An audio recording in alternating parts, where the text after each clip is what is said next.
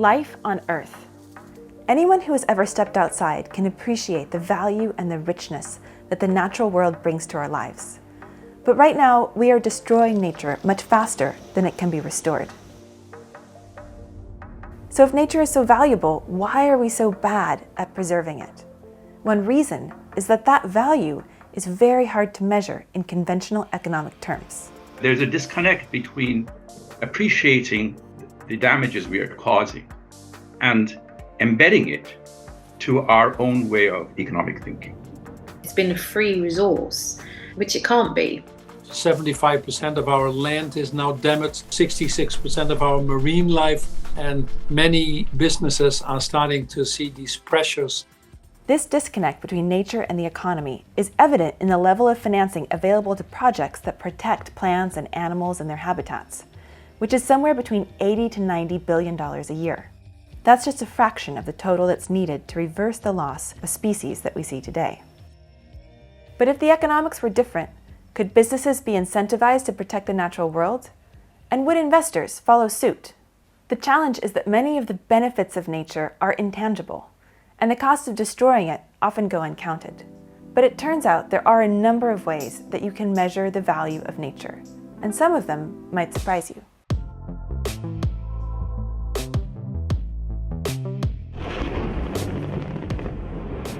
Too often, nature has been seen as a source of unlimited materials and a free dumping ground for industrial output.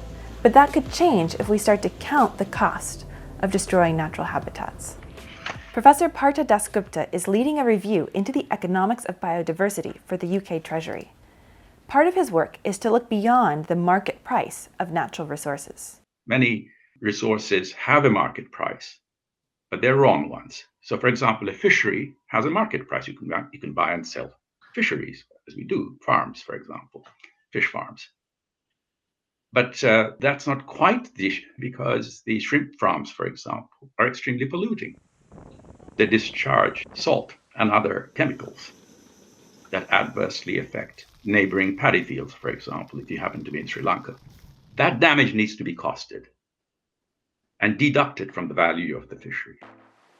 Costing up the damage from one fishery is one thing, but applying that thinking on a global scale is another.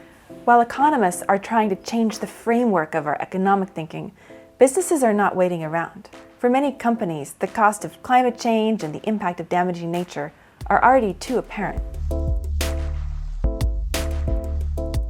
We see businesses being worried about stranded assets. We see disruptions in the business process. So investing in nature on the one hand means mitigating risk. Paul Pullman is a former chief executive of Unilever. He now leads an organization calling on other CEOs to change the way they do business to safeguard natural resources. Broadly, business people know what needs to be done. Where the challenges come in is the complexity of the issues and a feeling for, we know that we want to restore it, but how can I, as a business, integrate that into my business models? And one of the things that are absolutely needed to make that evolution at the speed and scale is to put a price on these scarce resources. Put a price on water, put a price on carbon, and put a price on forests. I've said many times, as long as a dead tree is valued more than a tree that is alive, we are in trouble. Underlying all of this is the idea of natural capital. That means valuing forests and other habitats not only for the goods they could be turned into if they're chopped down, but for the services they can provide if they're left standing.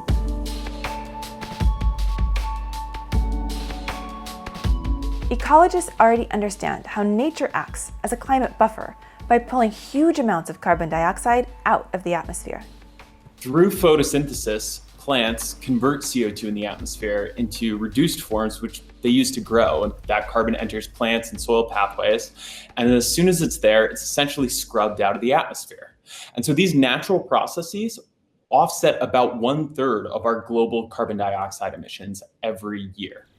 This has made planting forests a very popular option for companies that want to offset their carbon emissions.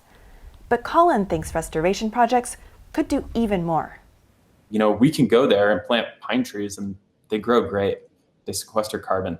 but they're not restoring any of that native biodiversity. And so when we do restoration, we're looking to hit both of these goals, both this sort of nature-based climate solution of sequestering carbon, but also addressing sort of this habitat loss and this biodiversity loss. This is one of few climate solutions that also has the opportunity to actually address the biodiversity crisis. That awareness is starting to work its way into how businesses and governments think about conservation. At the same time, something just as significant is happening in the financial sector. Investors are finding new ways to fund nature-based projects.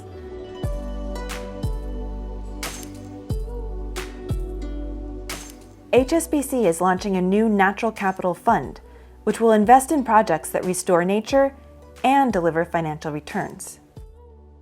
It will invest in real assets, so in land, in forests, in mangroves, and the returns will come from long-term preservation, as well as the goods and services or goods that will be generating with those assets, so food and timber.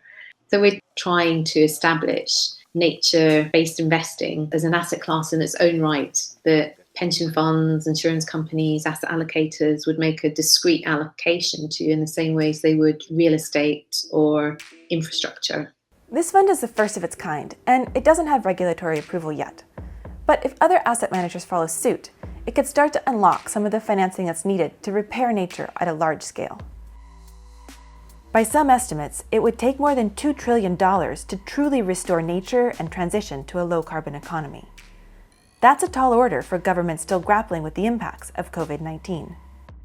But as economists, companies, and investors start to measure the value of nature in new ways, maybe the way we think about this challenge will change. The trillions of dollars that are required to be invested in nature need to come from somewhere. Private sector is best positioned. And if business speaks up and says, when we do this collectively, it creates more jobs, it makes your economies more resilient, it gives these politicians that are often short-term focused, it gives them more ammunition to move things forward. That value, which is so important for enriching our lives, why shouldn't it be included in economic reasoning in a natural way, as opposed to constantly have to do special pleading, protest marches, and so forth? We're in a biodiversity crisis. The trees can't wait. The forests can't wait. We need action now.